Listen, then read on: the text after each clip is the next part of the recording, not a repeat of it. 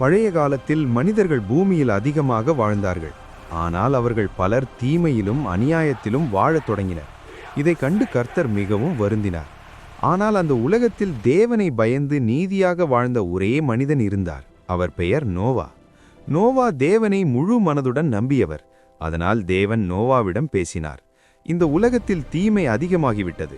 நான் ஒரு பெரிய வெள்ளத்தை அனுப்பப் போகிறேன். ஆனால் நீ ஒரு பெரிய பேழையை கட்ட வேண்டும். அதில் நீயும் உன் குடும்பமும் பாதுகாப்பாக இருப்பீர்கள்.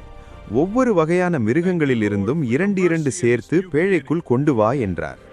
தேவன் சொன்னதை கேட்டு நோவா எந்த சந்தேகமும் இல்லாமல் ஒரு பெரிய மரப்பேழையை கட்டத் தொடங்கினார். மக்கள் அவரை பார்த்து சிரித்தார்கள், கேலி செய்தார்கள். வெள்ளம் வருமா என்று கேட்டார்கள். ஆனால் நோவா தேவனின் வார்த்தையை நம்பி தொடர்ந்து பணியாற்றினார். இறுதியில் பேழை தயாரானது. தேவன் சொன்னபடி நோவா தனது குடும்பத்தையும் எல்லா மிருகங்களையும் பேழைக்குள் கொண்டு சென்றார். பின்னர் கர்த்தர் பேழையின் கதவை மூடினார். அதற்கு பிறகு வானம் திறந்து மழை கொட்டி தீர்ந்தது.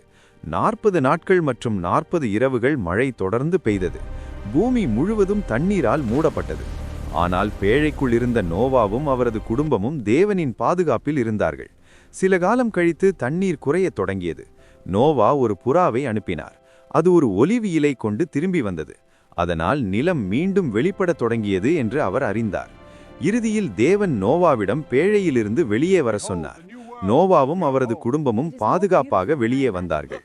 அதற்கு பிறகு நோவா தேவனுக்கு நன்றி சொல்ல ஒரு பலிபீடம் கட்டினார். தேவன் மகிழ்ந்து, இனிமேல் இப்படி பெரிய வெள்ளத்தால் உலகத்தை அழிக்க மாட்டேன் என்று வாக்குத்தத்தம் அளித்தார். அந்த வாக்குத்தத்தத்தின் அடையாளமாக வானத்தில் அழகான வானவில் தோன்றியது.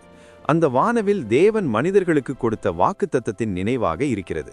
இந்த கதை நமக்கு ஒரு பெரிய பாடத்தை கற்றுக் கொடுக்கிறது. நாம் தேவனை நம்பி அவர் சொல்வதை கீழ்ப்படியும் போது அவர் எப்போதும் நம்மை காத்து நடத்துவார்.